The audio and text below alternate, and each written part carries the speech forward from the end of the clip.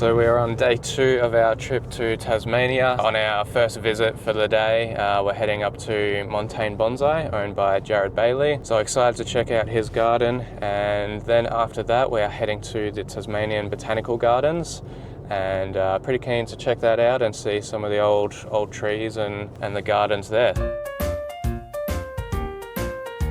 It's a nice spot up here. It's a nice drive as well. We were just saying, like, the terrain here is so different. I mean, we're on the Dandenong Ranges, but you know, that's still so much different to this. Yeah, so I think it's like 30 minutes or 35 minutes from the CBD. And this is really nice.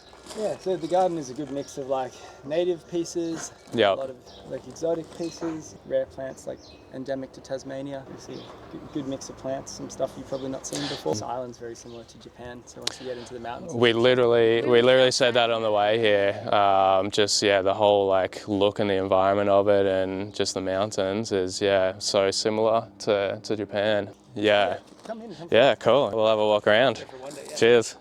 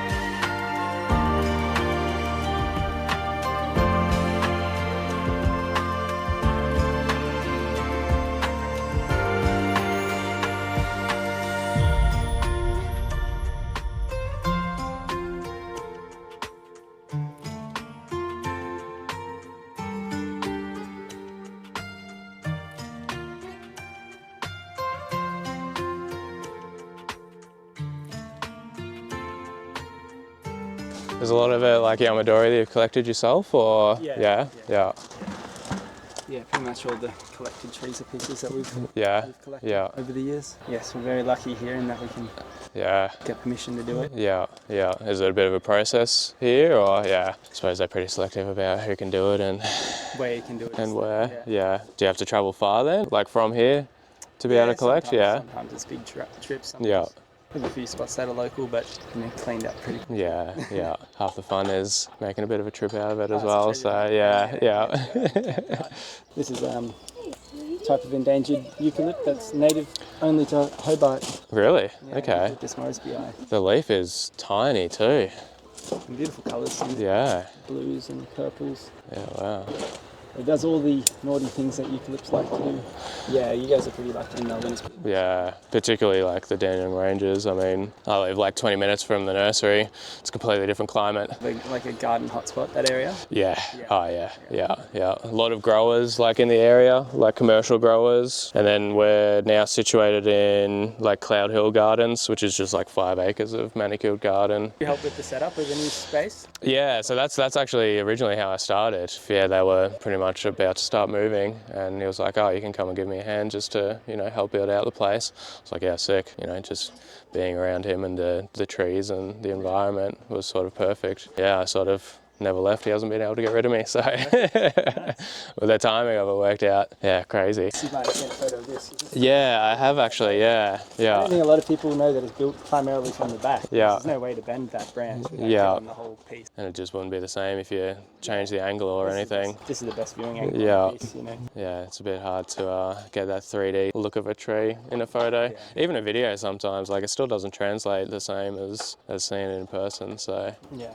And pieces like this, like you never get to see like with depth and the light and shadow in a piece like this. Yeah. That makes it special, Yeah. What's your sort of favourite species to work on then? It's the classic answer, whatever looks nice at the time. But yeah, obviously like natives are where my heart lies. Yep. But old, Australian-made trees are beautiful to work on.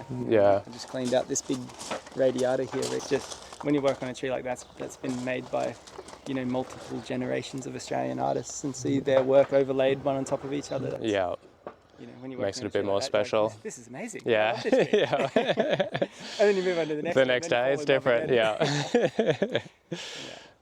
that is a beautiful tree.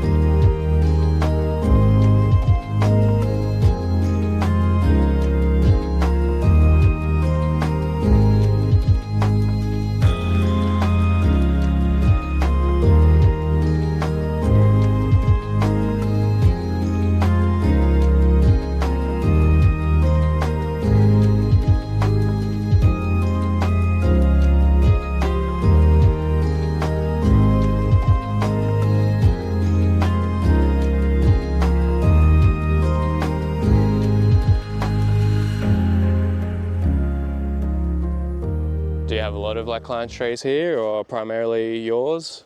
It's a good mix. Yeah. A lot of them are ours, or here for sale, or some of them are just boarding. Yep. Yeah, it depends, what Yeah. people want from me. I'll do. Yeah. When you make a living out of it, you do what people want you to do. Yeah. What's the culture like here in Tassie? Is there many nurseries dedicated to bonsai, or? There's our nursery, and then there's another nursery run by Chris Pappas. Yep. Heritage Bonsai. It used to be Lynn. Lynn grew this tree here. Okay. Yeah. She's sort of closed down now. Yep. There's been numerous nurseries over the years. Like my friend Will, he ran Island Bonsai. Yep. He grew this piece originally. Yeah. Still his tree. It's just here now. It's sort of too big for him. Yeah. Yeah. I can imagine. It's lovely to have around to work on it. Yeah.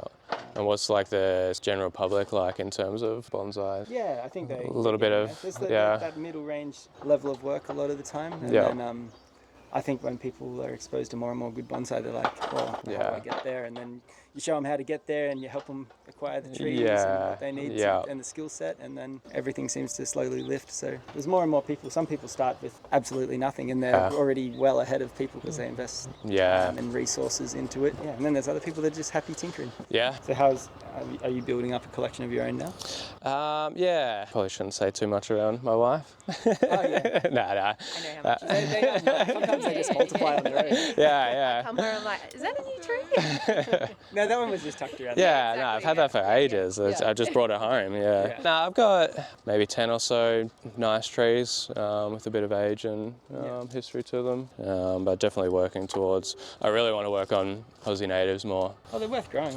I grow a lot of Tassie stuff. They're young at the moment. Yeah. Little podocarpus from the mountain. It's called Diselma. Yeah. In the mountains here. It looks just like Shimpaku. Yeah, when you see it in the wild. And they refine really nicely. They're very slow to grow, but it's a plant that you can't legally collect. So yeah, right. We grow these, and we've been growing them for about 10 years now. Yeah, okay, So from 10 years, you get a start point. Yeah, something that you can start working with.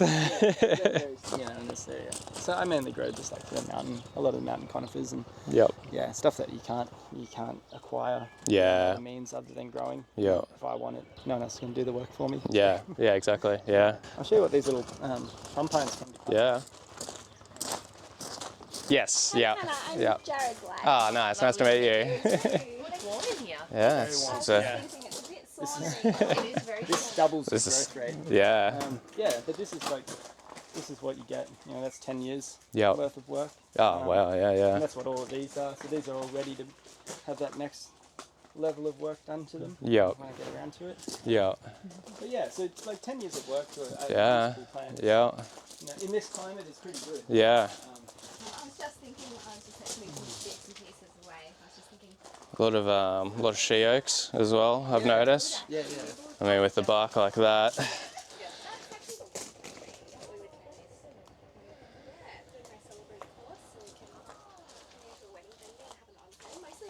Do you treat them in terms of styling just like how they would naturally grow? I see a lot of people try and style them as pines and stuff like that, and it's very noticeable that that's sort of not how they grow. I mean, this one's still very much in development. It was very elongated. Yep. So as long as there's no bark on the wood, you can cut them back to bare timber. Yeah, okay, This one yeah. was, cut back at the midway through last season. Yep. Now it's reflushed. We'll wait for this growth to mature, and then it'll be ready to thin out and wire in the primary or the secondary structure. But this one probably needs to be split up and rebuilt. But yeah, it's beautiful. These were grown from seed, and to see that forming on them, it's pretty incredible. It just looks so fragile that anything that would brush against it would just. Yeah, you have to be very careful if they're sitting on the ground not to run the hose past it or something. Yeah. And then when you repot, you need to find lift points. But it's the same, like if you're working on a pine or something. Yeah, you still have to be You don't careful. wanna just grab it. Just come out with a handful of bark.